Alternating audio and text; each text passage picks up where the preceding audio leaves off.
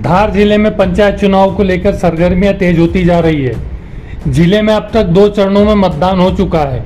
तीसरे चरण के लिए 8 जुलाई को मतदान होना है। धार जिले के नालसा जनपद में भी 8 जुलाई को मतदान होना है। वहां पर जनपद के लिए भाजपा कांग्रेस सहित 9 प्रत्याशी मैदान में है, जिनमें से भाजपा की ओर से अधिकृत उम्मीदवार पवन कुशवाहा भी अपने वर्षों की मेहनत, पार्टी के प्रति निष्ठा और क्षेत्र में किए उनके द्वारा विकास कार्यों को लेकर मैदान में है। पवन कुशवाहा का मुख्य मुकाबला कांग्रेस की ममता अनिल आर्य से होना है। वहीं इन दोनों के अलावा 7 अन्य निर्दलीय उम्मीदवार भी मैदान में है, जिनमें से एक निर्दलीय उम्मीदवार अशोक कुमावत ने पवन कुशवाहा को मिल रहे जन समर्थन से प्रभावित होकर अपना समर्थन दे दिया है और उनके पक्ष में लोगों से मतदान करने की अपील भी कर रहे हैं।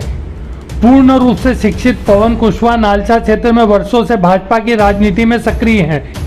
वे पूर्व में एक बार जनपद सदस्य व एक बार जनपद उपाध्यक्ष भी रह चुके हैं तथा क्षेत्र में कई विकास कार्य किए हैं, जिनमें ग्रामीण क्षेत्रों में खरंजा निर्माण हो, सीमेंट कंक्रीट की सड़कें हो या जल समस्या से जूझ रहे लोगों के लिए पानी की व्यवस्था हो, शिक्षा के क्षेत्र में नालसा के लिए कॉमर्स विषय लाने का काम हो या स्वास्थ्य क्षेत्र में सुविधाएं मुहैया कराना हो, हर काम में उन्होंने अपने तन मन धन से क्षेत्रवासियों की सुविधाओं के लिए प्रयास किए हैं और सफलताएं पाई है।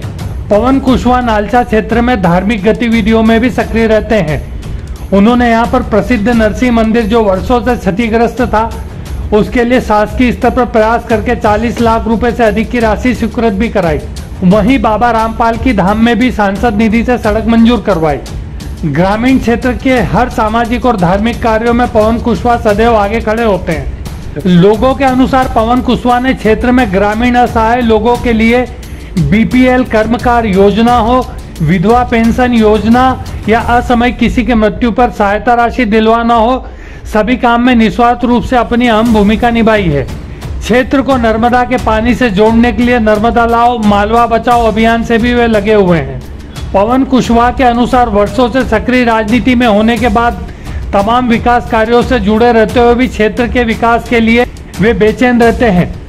क्षेत्र में सुव्यवस्थित सड़कें, बिजली, पानी, स्वास्थ्य सुविधाएं, कॉलेज व्यवस्था और पर्यावरण के साथ ही किसानों के लिए ढेरों योजनाओं पर अपना ध्यान केंद्रित किए हुए हैं। ऐसे में जनपद से निर्वाचित होकर इन अधूरी योजनाओं पर बहुत कुछ करना उनकी प्राथमिकता है, जिसको लेकर वे इस चुनाव के माध्यम से जन जन तक जा रहे हैं और लोगों के बीच अपनी बातें रख रहे हैं, जिससे उन्हें मतदाताओं से अच्छा समर्थन भी मिल रहा है।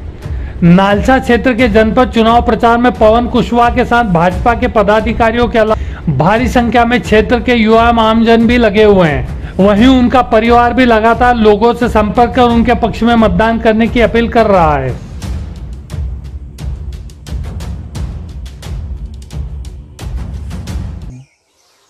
भारतीय जनता पार्टी क्षेत्र क्रमांक 16 से भारतीय जनता पार्टी ने मुझे अधिकृत प्रत्याशी बनाया है। पूर्व में भी मैंने जनता के बीच में जाकर छोटे छोटे काम, चाहे बड़ा से बड़ा काम, जो भी काम मेरे लायक आया है वो काम मैंने प्रधानमंत्री आवास के रूप में सभी क्षेत्रों में, सभी मजरों में प्रधानमंत्री आवास दिलवाई है और मोहल्लों में सीमेंट कंक्रीट रोड का आयोजन किया है और बीपीएल, जिन गरीबों के बीपीएल नहीं उनके बीपीएल बनाए, जिन महिलाओं की विधवा पेंशन नहीं मिल रही थी उनको पेंशन का में भी सहयोग कर उनको पेंशनें दिला रहे हैं और मुख्यमंत्री कन्यादान योजना में जो बच्चियों की शादी हो रही है उनको 51,000 रुपये के रूप में उनको सहयोग दिलवा रहे हैं। मृत्यु सहायता में सामान्य मृत्यु होती है तो 2 लाख रुपये हितग्राहियों को लाभ दिलवाया और दुर्घटना में मृत्यु होती है तो उनको 4 लाख रुपए का सहयोग दिलाया है। जितने भी हितग्राहियों और गांव की जनताओं को जब भी आवश्यकता लगी है मैं हमेशा उनके लिए खड़ा रहा हूं और आगे भी जितने भी मजरों में आगे मेरा घोषणा पत्र निकाल रहे हैं उस घोषणा पत्र को आप ध्यान से देखेंगे और समझेंगे।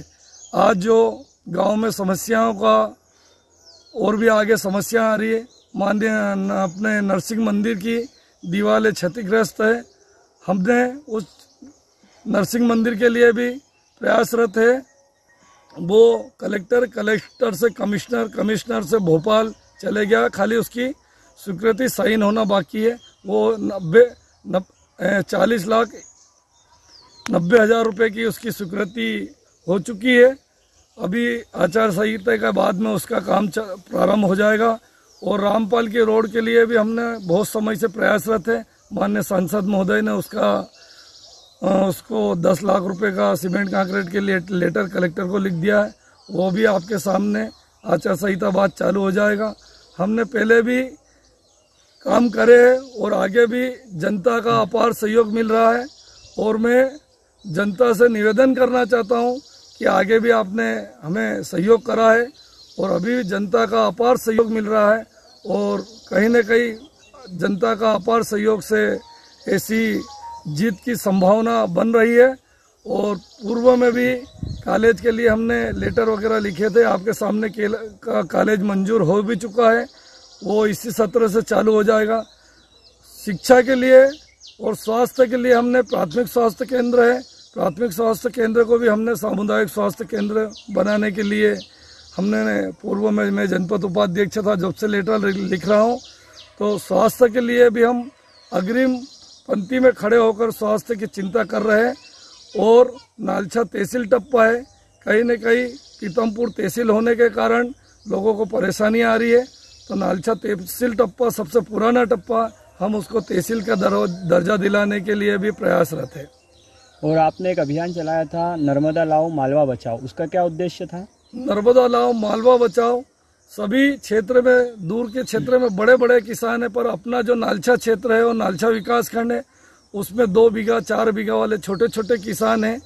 पानी के जल संकट की बहुत कमियां है। तो उसको मां नर्मदा लाने के लिए हमारा 2 साल से संकल्प चल रहा है। और मैं चाहता हूं कि वो मां नर्मदा जल्द से जल्द अपने क्षेत्र में आएगी। उसकी भी 2600 करोड़ रुपए की DPR बन चुकी है और वो कैबिनेट की बैठक में हो भी चुकी है। कैबिनेट की बैठक के बाद में वो केंद्र सरकार पास जाएगी और केंद्र सरकार से और माननीय मुख्यमंत्री जी से उससे बात चल रही है। वो जल्द से जल्द मां नर्मदा अपने क्षेत्र में आएगी और छोटे छोटे किसान जो 2 बीघा 4 बीघा वाले हैं खुशहाल संपत्ति मिलेगी और अपने अपने यहाँ बड़े बड़े उद्योग लगेंगे। यहाँ पे अपने क्षेत्र का विकास होगा। और आगे भी जो अपेक्षाएं हैं जनता की, उस अपेक्षाओं पे मैं खरा उतरने की काम, भले ही छोटा हो चाहे बड़ा से बड़ा हो, मैं आपके बीच में सभी काम करने के लिए तत्पर रहूंगा। आप सभी भी मुझे ऐसा ही अपार सहयोग दिलाकर भारतीय जनता पार्टी के अधिकृत प्रत्याशी के रूप में मुझे विजयी बनाए। मैं आपको विश्वास दिलाता हूं कि जितना भी काम मुझसे हुआ है, आगे भी जो आपके काम और मैंने जो घोषणा पत्र मैंने जो निकाला है, उस घोषणा पत्र को आप ध्यान से देखें, समझे।